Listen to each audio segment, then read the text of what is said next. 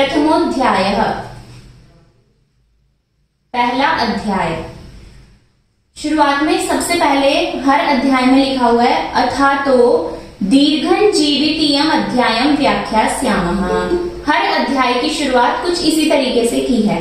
तो ये अधिकरण तंत्र युक्ति में आएगा। सबसे पहले अथ, अतः, अथ और अतः ये दो शब्द हैं इसमें। अथ मंगलवाचक भी होता है और अतः मतलब अब इसके आगे हम ऐसी शुरुआत करेंगे। अथ का प्रयोग भी कई बार इसके आगे से ऐसा करेंगे हम, इसके लिए भी अथ का प्रयोग होता है। तो अगला जो शब्द है दीर्घं जीवितीयम् अध्यायम्, तो इसका संस्कृत के हिसाब से जो अर्थ निकलेगा वो निकलेगा दीर्घं जीवितम् अधिकृत्य कृतो अध्यायः। इसको आप लिख भी सकते हो साथ साथ, दीर्घं जीवितीयम् अध्यायम्। तो इसमें निकलेगा अर्थ दीर्घं जीवितम् अधिकृत्य कृतो अध्यायः, यानी दीर्घ लंबे, जीवितम मतलब जीवन को, अधिकृत्य अधिकार करके, कृतो अध्यायः बनाया गया जो अध्याय है उसी को बोलेंगे दीर्घम जीवितीयम् अध्यायम्। हर अध्याय को इसी तरीके से जो नाम होगा अधिकरण तंत्र युक्ति लग के इसी प्रकार से उसकी व्याख्या होगी। अथातो दीर्घं जीवितीयम् अध्यायम् व्याख्यास्यामः। व्याख्यास्यामः में तीन शब्द हैं, वी प्लस आख्या प्लस श्यामः। श्यामः आता है भविष्य काल के लिए, जैसे पठिष्यामः, लेखिष्यामः, पास्यामः। तो ये भविष्य काल के लिए लिट लकार का जो भी प्रयोग होता है वो श्यामः के लिए आएगा। तो यानी अब इसके आगे हम कहेंगे व्याख्या श्यामः। वी मतलब विशेष रूप से, आख्या मतलब कथन, श्यामः करेंगे। व्याख्या श्यामः का अर्थ यहाँ पे व्याख्या करेंगे नहीं है, विशेष रूप से कथन करेंगे, क्योंकि उन्होंने व्याख्या नहीं करी थी, उन्होंने तो कथन करा था। व्याख्या करने वाले आगे के जो हमारे टीकाकार थे, चक्रपाणी वगैरह, उन्होंने व्याख्या करी, तो वो व्याख्या लिखेंगे। और यहाँ जो व्याख्या श्यामः है वी प्लस आख्या प्लस श्यामः, तो वी उपसर्ग हो गया, विशेष रूप से आख्या कथन श्यामः करेंगे इसके आगे। तो ये हमारा हो गया प्रथमोध्यायः अथातो दीर्घं जीवितीयम् अध्यायम् व्याख्यास्यामः। अब हमारा अगला जो सूत्र है इति हस्माः भगवान आत्रेयः। अब ये गद्य स्वरूप में चल रहा है, अब इसके आगे पद्य शुरू होगा और जो पूरा अध्याय है वो अनुष्टुप छंद में है, पूरा का पूरा अध्याय। तो अभी छंद की भी हम बात करेंगे, लेकिन पहले इसका अर्थ समझते हुए चलते हैं। इसके आगे है इति ह स्माह। स्माह में फिर से दो शब्द हैं, स्मा आह। भगवान आत्रेयः, भगवान पूजित जान, भग का अर्थ पूजित जान भी होता है, और भगवान जैसे किसी के भी पीछे वान लगाते हैं तो वाला अर्थ लग जाता है। तो भगवान यानी पूजित जान वाले, जो आत्रेय हैं, पुनर्वसु आत्रेय, उनके लिए कह रहे हैं इति हस्माः, यानी जो कुछ भी यहाँ पर बताया है निश्चित रूप से, आह हमने जो भगवान आत्रेय ने कहा था, इति हस्माः भगवान आत्रेय, वैसा का वैसा ही अब हम यहाँ आगे कथन करेंगे। आह कहा, स्म था, भगवान आत्रेय, भगवान आत्रेय के कथन अनुसार ही इति, अब ऐसा शुरुआत होगी। तो इस तरीके से दो सूत्र हमारे हो गए। अथातो दीर्घं जीवितीयम् अध्यायम्, उच्चारण पर भी ध्यान देते रहे साथ साथ। अथातो दीर्घं जीवितीयम् अध्यायम् व्याख्यास्यामः इति हस्माः भगवान आत्रेयः। फिर हमारा सबसे पहला जो श्लोक है चरक संहिता का, दीर्घम, पहले मैं वैसे ही बोलती हूँ, दीर्घम जीवितम अन्विच्छन् भरद्वाज उपागमत् इंद्रम उग्र तपा बुद्ध्वा शरण्यम अमरेश्वरम। अब यहाँ पे एक एक शब्द को देखेंगे हम, इसमें अनुष्टुप छंद है। तो सबसे पहले तो अनुष्टुप छंद बोल के बताती हूँ मैं कैसे बोला जाता है। दीर्घम जीवितमन्विच्छन् भरद्वाज उपागमत् इंद्रमुग्र तपा बुद्ध्वा शरण्यममरेश्वरम। ये अनुष्टुप छंद ऐसे बोलते हैं। तो ये याद कैसे रहेगा, हर छंद का अपना एक लक्षण होता है। जैसे अनुष्टुप छंद का लक्षण है श्लोके षष्ठम गुरु ज्ञेयम् सर्वत्र लघु पंचमम् द्विचतुष्पादयोर ह्रस्वम् सप्तमम् दीर्घमन्ययोः। इसका मीनिंग क्या है? श्लोके, एक श्लोक होता है उसमें 4 पाद होते हैं, तो इनका कहने का अर्थ ये है कि षष्ठम गुरु ज्ञेयम्, जो छठा अक्षर होगा वो हमेशा गुरु होगा। सर्वत्र लघु पंचमम, और जो 5वां होगा वो हमेशा लघु होगा। अब गुरु लघु अक्षर कैसे पता चलेंगे हमें? जैसे ऐ औ ये है गुरु वर्ण, जिनको बोलने में ज्यादा समय लगता है, और ह्रस्व या लघु वर्ण होते हैं जो बहुत जल्दी बोले जाते हैं, जैसे ई उ, ये सब है लघु वर्ण। तो 5वां अक्षर देखना है हमें कि पहला दूसरा, जैसे इस श्लोक में अगर हम गिनते हैं तो पहला है दी, दीर्घम, दूसरा वर्ण है दीर्घ, तीसरा है जी, चौथा वी, 5वां है त, 5वां वर्ण था त। और श्लोक में मैंने बताया था सर्वत्र लघु पंचमम, 5वां वर्ण हमेशा लघु होगा। तो देखिए त जो है वो लघु है, लेकिन ती होता, तू होता तो वो दीर्घ हो जाता। तो इसलिए 5वां वर्ण लघु होगा, तो हम ये समझ लेंगे कि यहाँ पर अनुष्टुप छंद है। दीर्घम जीवितम अन्विच्छन् भरद्वाज उपागमत्, तो पहला वर्ण, उसके आप ऊपर आप पेंसिल से लिख भी सकते हैं। पहला वर्ण दीर्घम, जी तीसरा, वी चौथा, त 5वां, म छठा और वी ये एक ही वर्ण में काउंट होगा, संयुक्त वर्ण हो जाएगा ये 7वां, और च अन्विच्छ ये हो जाएगा हमारा 8वां। तो हर पाद में 8 वर्ण होंगे जब हम देखेंगे। तो पहला पाद हमारा पूरा हो गया। देखिए मैंने बोला भी ऐसा ही था, दीर्घम जीवितम अन्विच्छन्। अब जो त था हमारा 1 2 3 4 5, 5वां वर्ण था हमारा लघु, तो त पे मैंने पॉज दिया बोलते टाइम। जैसे दीर्घम जीवितमन्विच्छन्, दीर्घम जीवितमन्विच्छन्। अब 5वें के बाद जो छठा है वो गुरु माना जाता है, तो यहाँ पे आप बोलोगे कि म तो गुरु नहीं है, लेकिन जब भी उसके किसी भी वर्ण के आगे संयुक्त वर्ण आ जाता है ना, तो उससे पिछले वर्ण को जोर लगा के बोलते हैं, उसको गुरु की तरह ट्रीट करते हैं।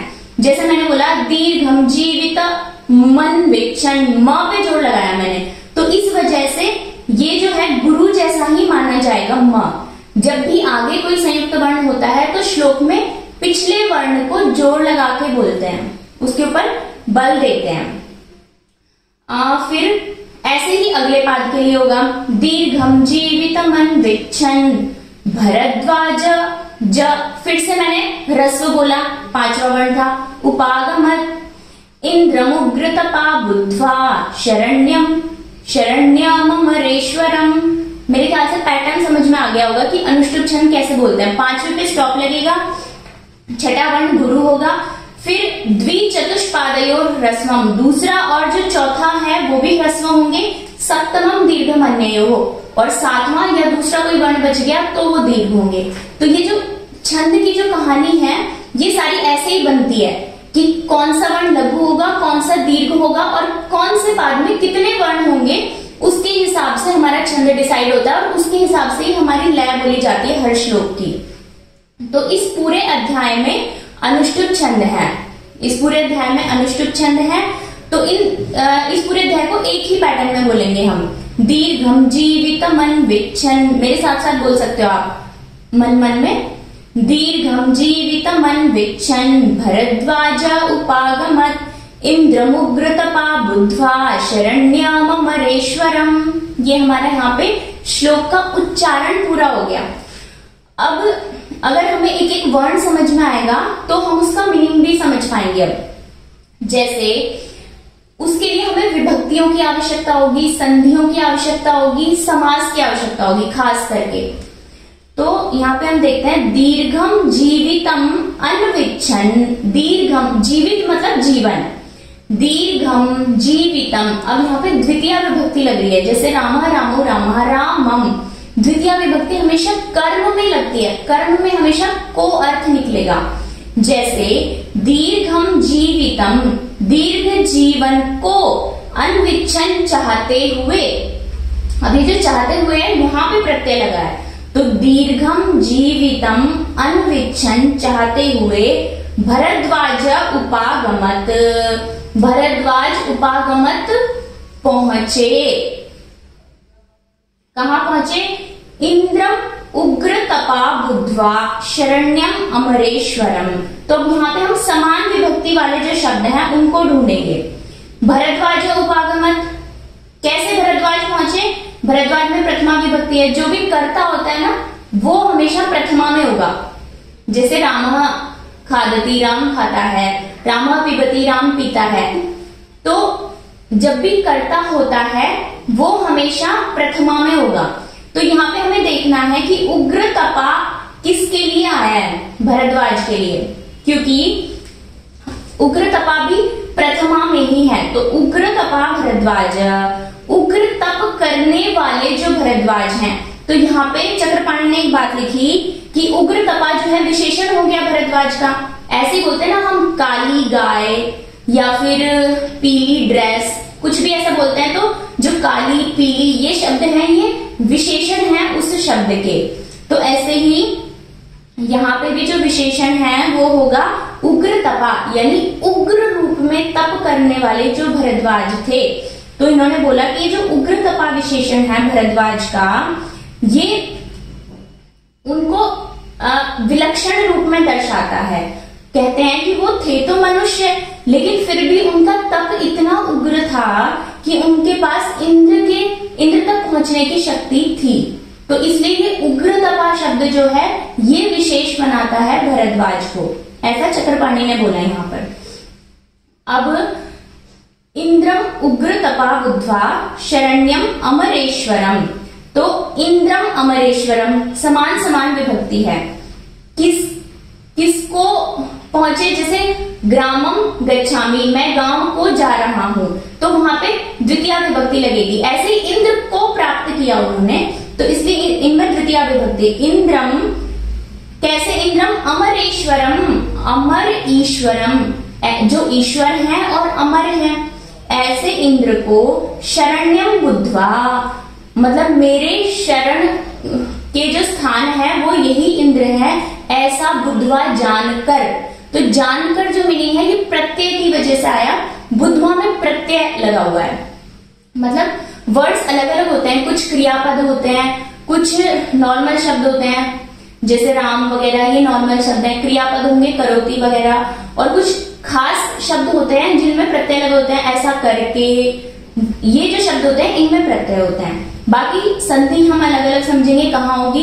इसके अलावा विभक्ति हमने समझी कि पहले हमें विभक्तियां ऐड करनी है कि कौन कौन से शब्द समान विभक्ति वाले हैं, उनका मीनिंग एक साथ निकलेगा। जैसे यहाँ समझ गए होंगे आप, उग्र तपा नीचे वाली लाइन में था, लेकिन फिर भी वो विशेषण था भरद्वाज का, क्योंकि प्रथमा विभक्ति थी। ऐसे ही इंद्रम अमरेश्वरम, जब इन्होंने श्लोक में पिरोते थे कोई भी चीज, तो वो छंद को सेट करने के लिए, जैसे अभी हमने बात की ना अनुष्टुप छंद कैसे बना, तो छंद को सेट करने के लिए वर्ड्स को आगे पीछे कर देते थे अपने आप। तो इस वजह से वर्ड्स आगे पीछे हो जाते थे, लेकिन संस्कृत से हमें समझना है कि किसका मीनिंग किसके साथ निकल रहा है। तो इस श्लोक को फिर से बोलते हैं, अनुष्टुप छंद समझ गए होंगे मेरे ख्याल से, आप वापस बोलते हैं इसको। दीर्घम जीवितमन्विच्छन् भरद्वाज उपागमत् इंद्रमुग्र तपा बुद्ध्वा शरण्यामरेश्वरम। अच्छा, उच्चारण भी हमारा शुद्ध होना चाहिए। अगर हमें संस्कृत समझ में आएगी तो हमारा उच्चारण अपने आप शुद्ध हो जाएगा। जैसे संस्कृत में हमें पता होना चाहिए कि ह्रस्व वर्ण कैसे बोलता है, दीर्घ कैसे बोलता है। जैसे सारे वर्ण एक जैसे नहीं बोलेंगे, आ थोड़ा दीर्घ है तो आ, तो पूरा हमें बोलना है। यहाँ पे उपागमत, उपागमत श्लोक में ऐसे ही बोलेंगे हम। गमत और त में हलन था तो उसको हम पूरा नहीं बोलेंगे, उपागमत। और जहां वर्ण पूरा होगा वहां पे उस वर्ण को दीर्घम, तो अ की ध्वनि आएगी उसमें, दीर्घम। तो जब हमें वर्णों का ज्ञान होता है तो हम श्लोक को भी अपने आप ही शुद्ध बोलने लग जाते हैं। फिर से बोलूंगी, एक बार फिर ध्यान देना इस पे। दीर्घं जीवितमन्विच्छन् भरद्वाज उपागमत् इंद्रमुग्रतपा बुद्ध्वा शरण्यममरेश्वरम्। एक एक शब्द को ध्यान से समझना है, क्योंकि जब तक वर्ण नहीं समझेंगे ना तब तक हमें वर्ड्स तो समझ नहीं आएंगे, और जब तक वर्ड्स नहीं समझ में आएंगे उनका मीनिंग कैच नहीं कर पाएंगे, हम विभक्ति को आपस में नहीं जोड़ पाएंगे। तो ये हो गया हमारा जो पहला श्लोक था चरक संहिता का। अब आगे चलते हैं। आगे है ब्रह्मणा हि यथा प्रोक्तम। वापस से वही अनुष्टुप है तो वैसे ही बोलेगा। ब्रह्मणा हि यथा प्रोक्तम आयुर्वेदम प्रजापति। मेरे साथ साथ बोल सकते हैं आप धीरे धीरे। जग्राह जग्राह। अब देखो हमें हलंत लिखा तो इसलिए हमने इसको अच्छे से बोला। जग्राह निखिले नादा वश्विनौ तु पुनस्ततः अश्विभ्याम भगवान शक्रः प्रतिपेदेह केवलम् ऋषि प्रोक्तो भरद्वाज तस्मात् शक्रमुपागमत्। बहुत अच्छा श्लोक है। अभी बहुत अच्छा डिस्क्रिप्शन आएगा, मतलब ये शुरुआती हुई है तो शुरुआत में इन्होंने बात यहां से शुरू की कि जो भरद्वाज थे वो इंद्र के पास गए आयुर्वेद का ज्ञान देने के लिए, क्योंकि वो दीर्घ जीवन की कामना रखते थे इसलिए। अब कहानी शुरू करी इन्होंने कि ऐसा क्यों हुआ, वो गए ही क्यों। तो फिर पहले उन्होंने बता दिया कि और इंद्र के पास ही क्यों गए, तो अब यहाँ पे वो बताते कि इंद्र के पास क्यों गए। ब्रह्मणा ही यथा प्रोक्तम आयुर्वेदम प्रजापति ही। ब्रह्मणा में तृतीया विभक्ति है, तो तृतीया विभक्ति कर्ता ने कर्म को कर्म करण से, तो से जब भी मीनिंग आएगा वहां पे तृतीया विभक्ति होगी। तो ब्रह्मणा ही से या के द्वारा, तो ब्रह्मणा ही ब्रह्मा के द्वारा ही निश्चित रूप से, या फिर ब्रह्मा से प्रजापति ही, इसमें प्रथमा है तो कर्ता ने प्रजापति ने, ब्रह्मा से प्रजापति ने आयुर्वेदम आयुर्वेद को जग्राह ग्रहण किया। वापस से बोलती हूँ मैं पूरा अन्वय, अन्वय बोलते हैं इसको कि किस वर्ड को किसके साथ जोड़ना है वो हमें पता चलना चाहिए। ब्रह्मणा ब्रह्मा के द्वारा प्रजापति ही प्रजापति ने जग्राह ग्रहण किया आयुर्वेदम आयुर्वेद को। कैसे आयुर्वेद को, आयुर्वेदम में द्वितीया थी इसलिए आयुर्वेद को अर्थ निकला। कैसे आयुर्वेद को, यथा प्रोक्तम यानी जैसा आयुर्वेद बताया था वैसा का वैसा, ब्रह्मा ने जैसा उन्हें बोला वैसा का वैसा पूरा ग्रहण कर लिया उन्होंने। ब्रह्मणा ब्रह्मा के द्वारा ही निश्चित रूप से प्रजापति ही प्रजापति ने जग्राह ग्रहण किया आयुर्वेदम आयुर्वेद को ग्रहण किया। कैसे आयुर्वेद को, यथा प्रोक्तम जैसा ब्रह्मा जी ने उन्हें बताया था वैसे ही वैसे आयुर्वेद को ग्रहण किया। निखिलेना और निखिलेना आदौ अश्विनौ तु पुनः ततः।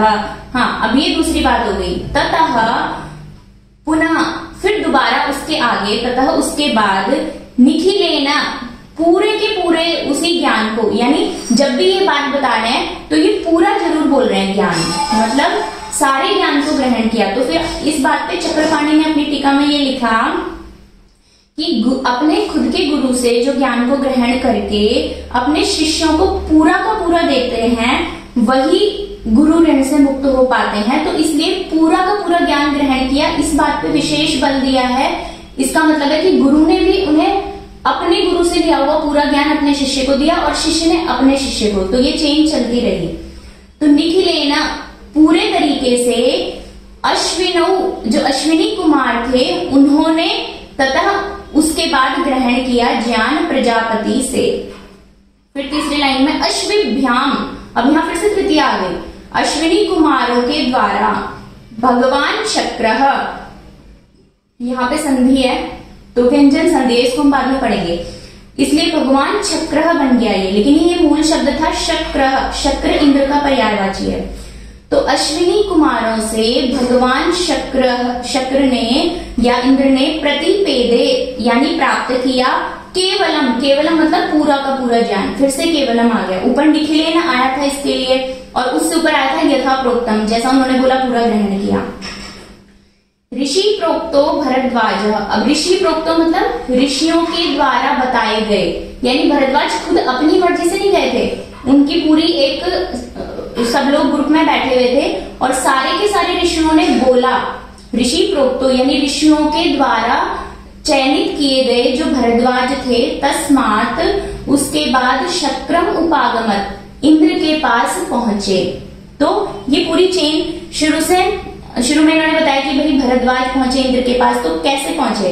तो उन्होंने बोला कि ये जो आयुर्वेद था पहले प्रजापति के पास गया, ये पूरी चेन बता दी इन्होंने कैसे कैसे संस्कृत में। एक बार फिर से श्लोक पढ़ती हूँ।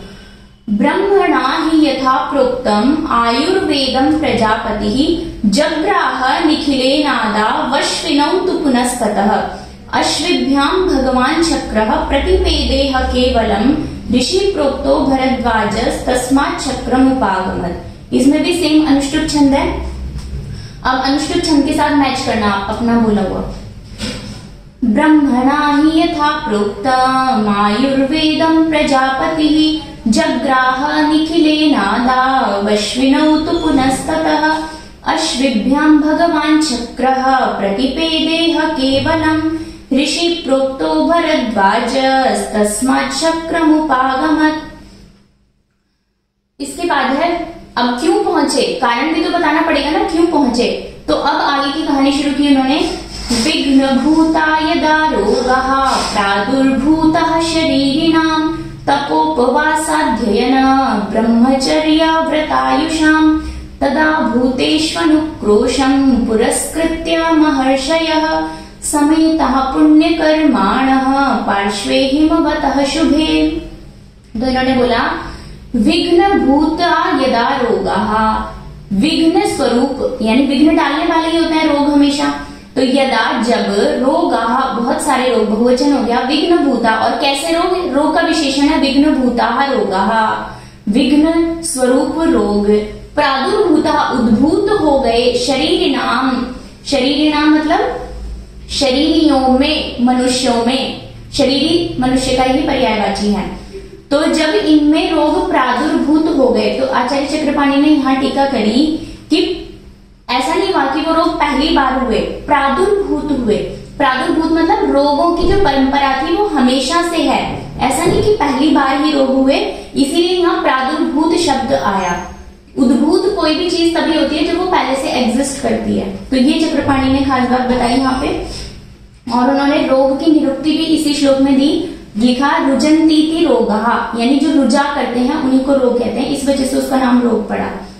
फिर उन्होंने बोला विघ्न भूता, विघ्न भूता अंतराय स्वरूपः, अंतराय भी विघ्न का ही पर्यायवाची है, तो आगे अंतराय शब्द भी आएगा, इसलिए मैं वो बता रही हूँ यहाँ पहले।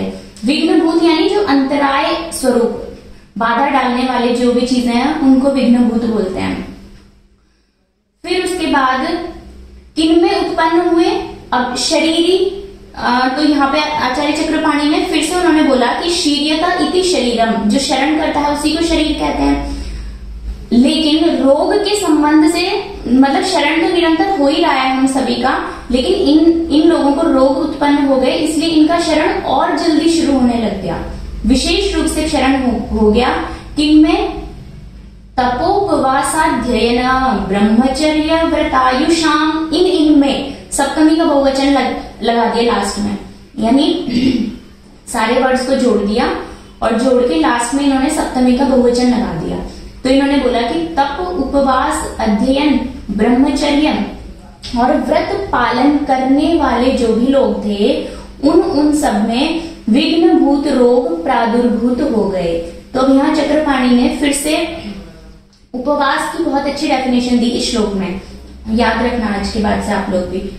उपवास क्रोधादि परित्याग, उन्होंने बोला सत्यादि उपादानम च, उपवास, उन्होंने कहा कि उप मतलब निकट, उप का अर्थ ही उप एक अव्यय, इसका मतलब ये है पास में रहना, वास मतलब रहना, उप निकट वास रहना, किसके निकट? आत्मा के गुणों के निकट रहना। अब आत्मा के गुण क्या होंगे? सत्य बोलना, अहिंसा करना, ये सब आत्मा के गुण है, तो इन सबके तो निकट हो जाना और क्रोध आदि का परित्याग करना, उसी को उपवास कहते हैं। फिर उन्होंने एक उदाहरण भी दिया, उसके लिए उन्होंने बोला उपावृतस्य पापेभ्यः सहवासो गुणैः यः उपवासः स विज्ञेयो न शरीरस्य शोषणम्। तो उन्होंने बोला उपावृतस्य पापेभ्यः, यानी पापों से तो जो उपावृत हो जाए, निवृत्त हो जाए, यानी जो पाप कर्म ना करे, सहवासो और साथ में रहे, गुणे ही है, गुणों के साथ में जिसका वास हो जाए, उपवासः स विज्ञेयो, उसी को उपवास जानना चाहिए, न शरीरस्य शोषणम, शरीर को सुखाना उपवास नहीं है। तो इसलिए उपवास कहीं पर भी नहीं बताया गया। जो आयुर्वेद में जो बहुत ज्यादा उपवास आजकल करते हैं, तो दो ही जगह पर उपवास आया है, या तो लंघन के जो भेद है वहां पर चिकित्सा के स्वरूप में उपवास का वर्णन है, या फिर यहाँ पर धार्मिक रूप में अगर किसी को उपवास करना है तो उसका वर्णन है कि उपवास बेसिकली क्या है। तो मतलब मेरे को लगता है कि आज के टाइम पे बहुत ज्यादा जरूरी है लोगों को समझाना, कि क्योंकि अब धार्मिक मान्यता या कोई भी धार्मिक अनुष्ठान की वजह से लोग उपवास तो रखेंगे, लेकिन उसका सही तरीका हमें समझाना जरूरी है, क्योंकि उपवास से वात प्रकोप होगा ही होगा, और फिर उसके बाद कुछ मिथ्याहार विहार किया जाए तो त्रिदोष प्रकोप होके भी बहुत सारी बीमारियां हो सकती हैं। तो उपवास के बारे में लोगों को समझाना जरूरी है। तो यहाँ इन्होंने बोला आगे कि विघ्न स्वरूप रोग जब शरीरियों में प्रादुर्भूत हो गए, कैसे शरीरियों में, तब उपवास, अध्ययन, ब्रह्मचर्य और व्रतधारी शरीरियों में जब ये उत्पन्न हो गए, तब भूतेषु अनुक्रोशम पुरस्कृत्य, ये वर्ड्स बहुत अच्छे वर्ड्स हैं, आपकी वोकेबलरी अच्छी हो जाएगी, इन वर्ड्स के मीनिंग भी लिखते रहिए आप साथ में। तदा तब भूतेषु प्राणियों में, फिर से सप्तमी है तो में अर्थ लगेगा, तदा तब प्राणियों में अनुक्रोशम पुरस्कृत्य, अनुक्रोश का अर्थ होता है अनुकंपा, चक्रपाणी ने इसका अर्थ किया अनुकंपा या कृपा। बोलते हैं ना हम यूजुअली कि इतनी अनुकंपा कर दो आप बस मेरे पे, या इतनी कृपा कर दो, तो तब प्राणियों में अनुक्रोशम पुरस्कृत्य, अनुक्रोश मतलब अनुकंपा को पुरस्कृत्य सामने रखकर, या कृपा को या दया भाव को पुरस्कृत्य सामने रखकर, महर्षयः, फिर से प्रथमा का बहुवचन है, महर्षयः यानी सभी महर्षि, महर्षयः यानी सभी महर्षि, समेतः, ये भी बहुत इंपॉर्टेंट वर्ड है, समेतः यानी इकट्ठे हुए, पुण्य कर्माणः, अब पुण्य कर्माणः फिर से महर्षयः बहुवचन है, तो इसलिए महर्षियों का विशेषण हो गया ये वापस से। तो पुण्य कर्माणः महर्षयः, पुण्य कर्म करने वाले महर्षि, समेतः इकट्ठे हुए, कहां पर इकट्ठे हुए, पार्श्वे हिमवतः शुभे, हिमवान मूल शब्द है हिमवान, हिमवान मतलब हिमालय, तो हिमालय के षष्ठी विभक्ति में हिमवतः शब्द आएगा इसका, हिमवतः हिमालय के पार्श्व में, हिमवतः यानी हिमालय के पार्श्व में, कैसे पार्श्व, शुभे, शुभे यानी कल्याणकारी, जो उसकी तलहटी है हिमालय की, वहां पर सारे के सारे ऋषि एकत्रित हुए। तो फिर से एक ब्लूप्रिंट बिठाते हैं इसका। सबसे पहले हमने देखा था दीर्घं जीवितयम अध्याय क्यों बोला था, कैसे अधिकरण तंत्र युक्ति लगेगी, फिर हमने देखा कि दीर्घ जीवित जीवन की कामना करते हुए भरद्वाज इंद्र के पास गए, तो इन्होंने बताया फिर आगे कि इंद्र के पास ही क्यों गए, तो इन्होंने पूरी बात बताई, क्योंकि इंद्र ने ज्ञान ग्रहण किया हुआ था, कैसे कैसे वो सारी बात बताई। अब उसके बाद उन्होंने बताया कि ऐसा क्या रीजन हो गया कि उनको आयुर्वेद का ज्ञान ग्रहण करना पड़ा, तब इन्होंने ये श्लोक बताया, विघ्न भूताय दारोगः, फिर से अनुश्लोक में बोल देती मैं, वापस से आप अपना मैच कर लेना कि आप कहाँ गलत बोल रहे हो खुद से पढ़ के। विघ्न भूताय दारोगः प्रादुर्भूतः शरीरिणां तपोपवासाध्ययना ब्रह्मचर्य व्रतायुषां तदा भूतेष्वनुक्रोशं पुरस्कृत्य महर्षयः समेतः पुण्यकर्माणः पार्श्वे हिमवतः शुभे।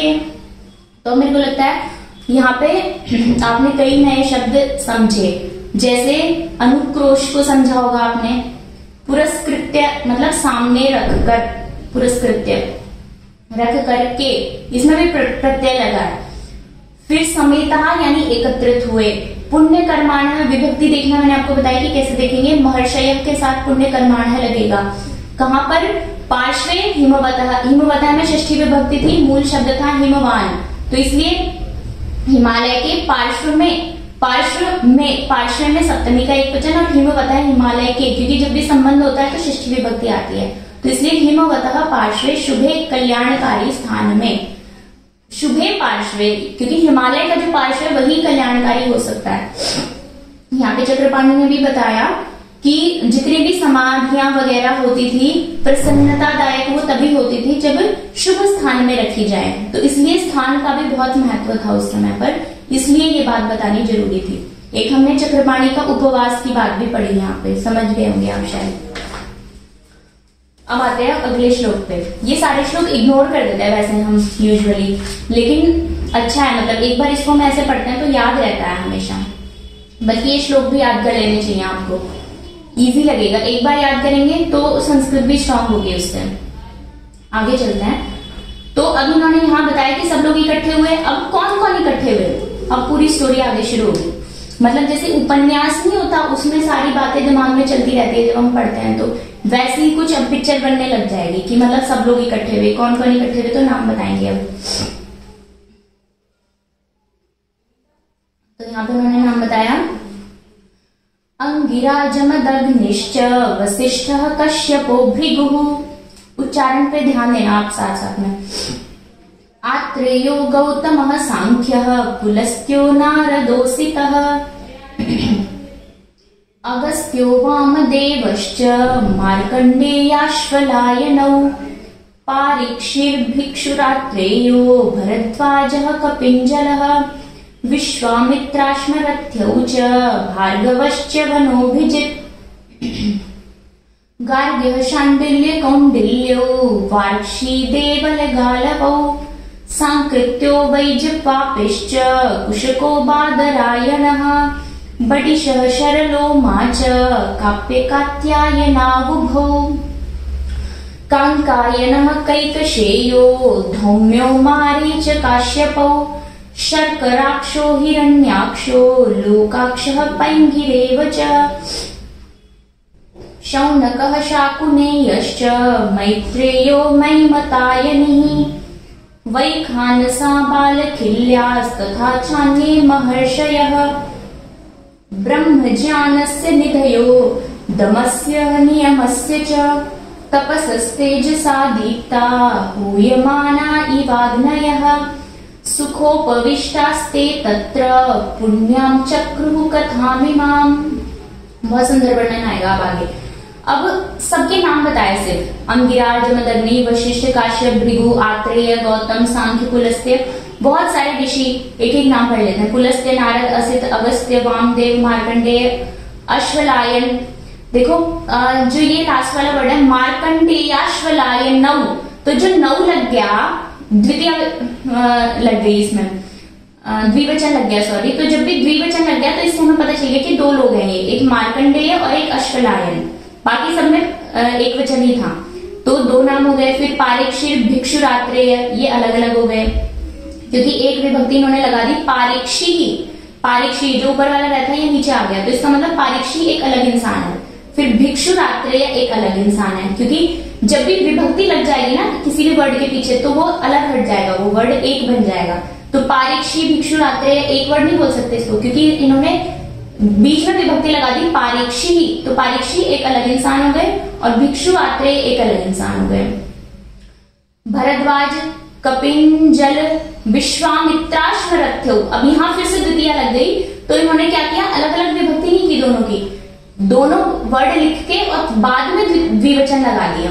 तो द्विवचन लगाने का मतलब है कि दो हो गए अब यहाँ, विश्वामित्र और अश्मरथी।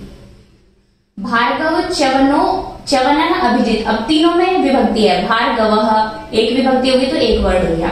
च्यवन, जो अवग्रह चिन्ह लगाए ना, तो इसको जब हम हटाएंगे तो च्यवन वर्ड निकल जाएगा, च्यवन, तो च्यवन मुनि दूसरे हो गए, अभिजित ये तीसरे हो गए। गार्ग्य, शांडिल्य, कौंडिल्य, फिर से द्विवचन है तो शांडिल्य और कौंडिल्य दो अलग अलग लोग हैं। वार्क्षी अलग है, देवल और गालव द्वितीय लगा दी तो देवल गालव अलग है।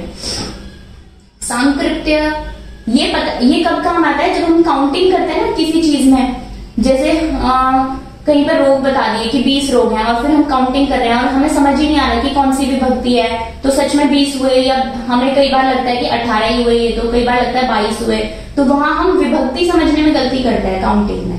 तो ये वहां पे काम आएगी इस तरीके की चीज। सांकृत्य, वैजवापी, कुशिक, बादरायण, बडिश, शरलोमा, काव्य, कात्यायन, नाम, उभौ। उभौ मतलब दोनों, यानी काव्य और कात्यायन, ये दो हो गए क्योंकि इन्होंने लास्ट में उभौ लगा दिया। उभौ का अर्थ भी होता है दोनों, तो यहाँ पे भी दो शब्द थे। कामकायन, कैकशेय, धौम्य, मारीच, काश्यप, शर्कराक्ष, हिरण्याक्ष, लोकाक्ष, पैंगिरेवच और पैंगी, ये इतने इतने हो गए।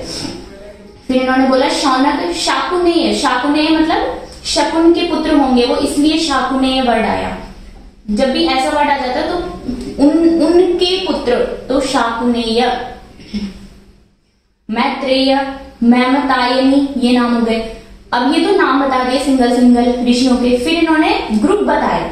ग्रुप में इन्होंने बताया वैखानसः। मुझे कैसे पता चला कि ये ग्रुप है? क्योंकि इसमें बहुवचन था, बाकी सब में एक एक वचन है, या फिर द्विवचन था तो दो नाम थे वहां पे, लेकिन यहाँ वैखानसः। वैखानसः यानी एक संप्रदाय की बात कर रहे हैं यहाँ, कि ये ऋषि तो थे, इनके साथ में वैखानस भी थे। वैखानस उनको बोलते थे जो वानप्रस्थ आश्रम ग्रहण करने वाले ऋषि मुनि होते थे। बालखिल्या, यहाँ पे भी बहुवचन है। बालखिल्य भी एक अलग तरीके के ऋषि मुनि होते थे, जो थोड़े छोटे शरीर के होते थे, लेकिन मतलब बाल सदृश स्वरूप वाले होते थे, लेकिन जान बहुत ज्यादा होता था, तो उस संप्रदाय को बालखिल्य बोल दिया जाता था। तो वैखानस, बालखिल्या बहुवचन है, इसलिए पता चला कि ग्रुप की बात कर रहे हैं। अन्य तथा च अन्य महर्षय, और भी कई तरीके के महर्षि थे।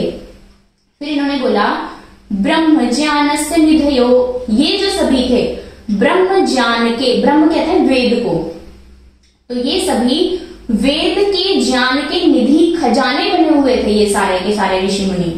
और किसके खजाने बने हुए थे? दमस्य नियमस्य च। दम का यहाँ पे यम भी एक पार्ट भेद दिया हुआ है। वैसे दम यानी तृष्णा की शांति के लिए भी दम शब्द आता है, वरना यम को भी मान सकते हैं। यम और नियम, इनके भी ये खजाने बने हुए थे ये सभी ऋषि। उनकी क्वालिटी बता रहे हैं कि ये ऋषि कैसे थे और कैसे थे। अब बहुत अच्छा डिस्क्रिप्शन आएगा। तपस्स तेजसा दीप्ता हूयमाना इवाग्नयः, और वो अपने तप के, तपसह, तप के षष्ठी विभक्ति है, आधे स को हम ब्रेक करेंगे तो वर्ड बनेगा तपसह तेजसा, तप के तेज से दीप्ता, दीप्त हुए। दीप्त मतलब एकदम चमक रहे थे वो अपने तप के तेज की वजह से।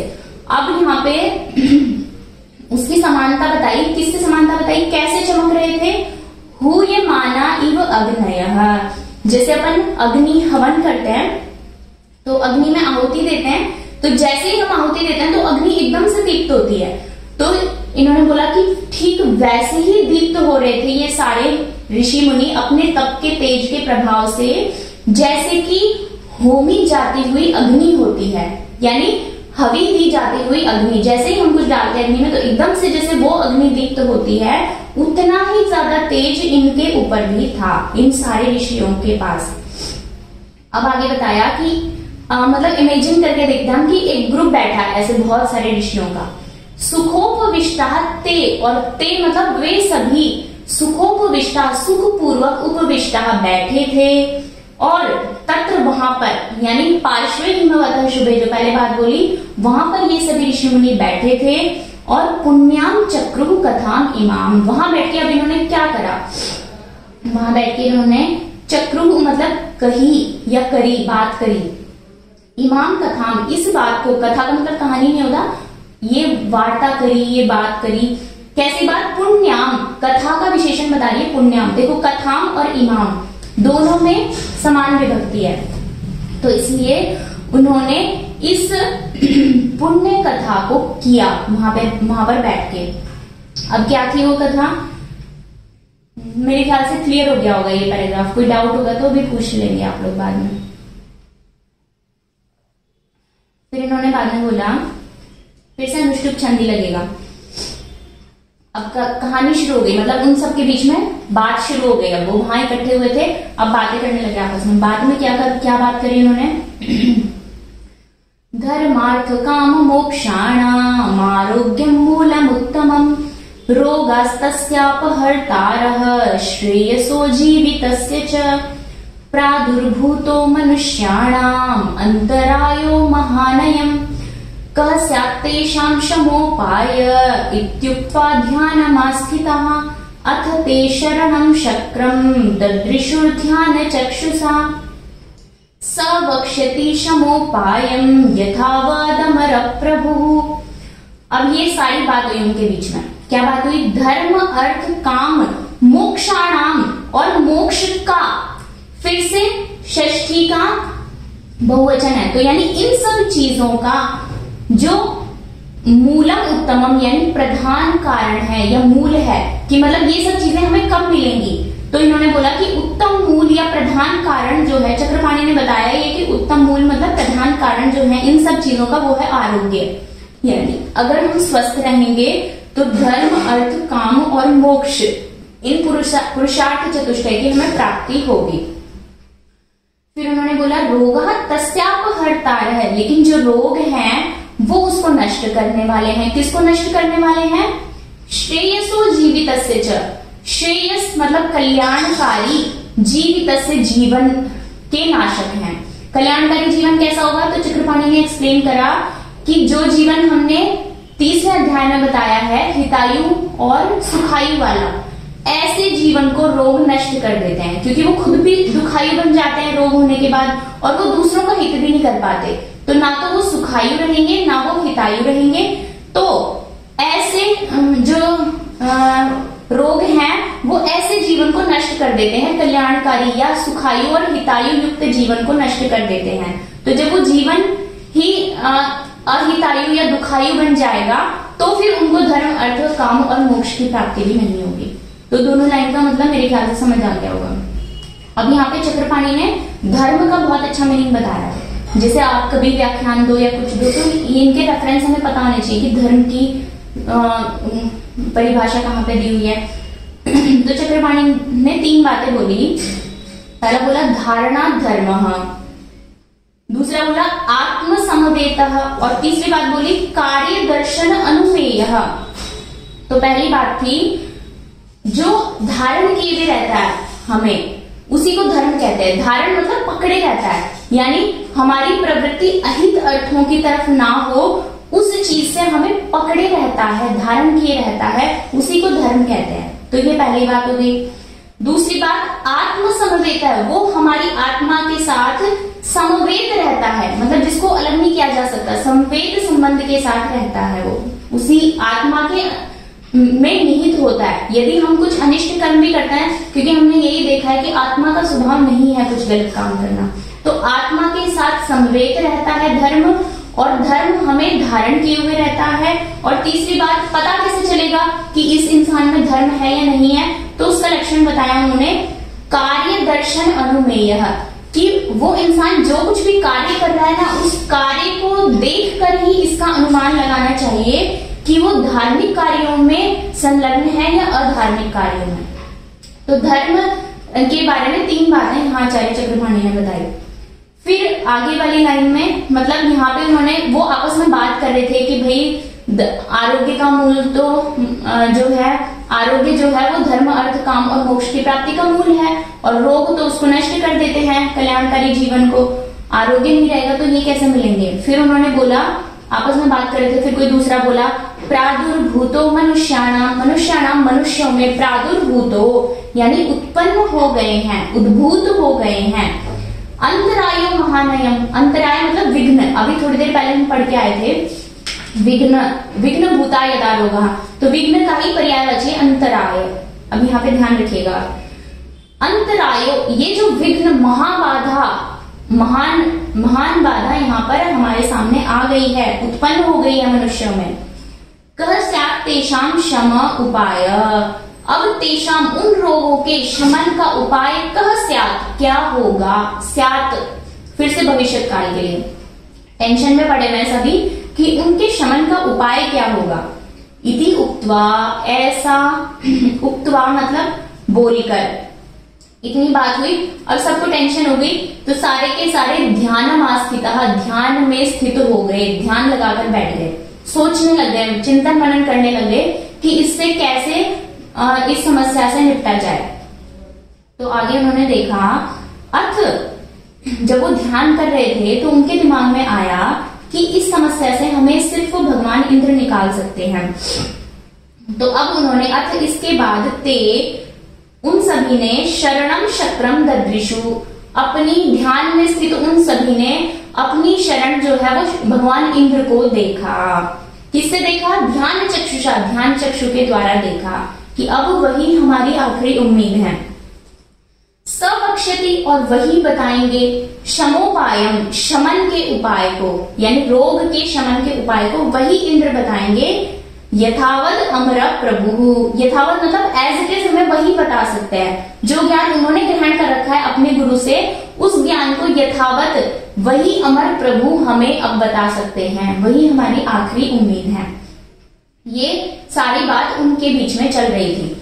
अब जब ये बात चल रही थी तो फिर अब क्वेश्चन अराइज हुआ कि, बहुत सुंदर क्वेश्चन अराइज हुआ, कह सहस्राक्ष भवनम गच्छेत् प्रष्टुम शचीपतिम अमर्थे नियुज्येय मत्रेति प्रथमं वचः। अब उन्होंने बोला, कह कौन सहस्राक्ष भवनम गच्छेत, सहस्त्र अक्ष, दो वर्ण यहाँ पे, हजारों आंखें हैं जिनकी, तो उनके भवनम, भवन को, भवन द्वितीय लगी फिर से, उनके भवन की ओर कौन जाएगा? गच्छेत जाएगा, प्रश्न पूछने के लिए, क्या पूछने के लिए? शमोपायम, पिछली लाइन से ऐड किया हमने ये। तो जब भी हम कोई चीज खुद से ऐड कर देते हैं ना अगली लाइन में, तो उसको बोलते हैं वाक्य शेष संतृप्ति, यानी जो वाक्य था उस वाक्य में वो बात शेष थी, अगर हमने उस बात को वहां पे फिट कर दिया, डाल दिया, तो वो बात पूरी हो जाएगी। तो वाक्य शेष संतृप्ति लगा के हम यहाँ लाइन पूरी कर लेंगे कि सहस्राक्ष के भवन में कह गच्छेत, कौन जाए, प्रष्टुम शचीपतिम, पूछने के लिए, क्या पूछने के लिए? रोगाणाम शमोपायम प्रष्टुम, रोगों के शमन का उपाय पूछने के लिए कौन जाए? किसके पास? शचीपतिम, शची के पति के पास, शची उनकी पत्नी का नाम था, तो शचीपतिम। तो ये सारे वर्ड उनके लिए हैं, सहस्त्राक्ष, शचीपतिम, शचीपतिम कह गच्छेत, शचीपति के पास कौन जाए, उनको कौन प्राप्त करे। अब जब ये सारे बोल रहे थे तो एक आवाज फिर से आई, आवाज क्या थी? अहम अर्थे नियुज्येयम, अहम मैं, अर्थे इस काम के लिए, अर्थ का मतलब है काम, अहम मैं काम, इस काम के लिए नियुज्ये, नियुक्त किया जाऊं। उन्होंने बोला कि अरे मेरे को नियुक्त कर दो, कोई एक तो उठ के बोलते ही है ग्रुप में से, तो उन्होंने बोला कि अरे इसके लिए आप मुझे नियुक्त कर दो। तो अत्र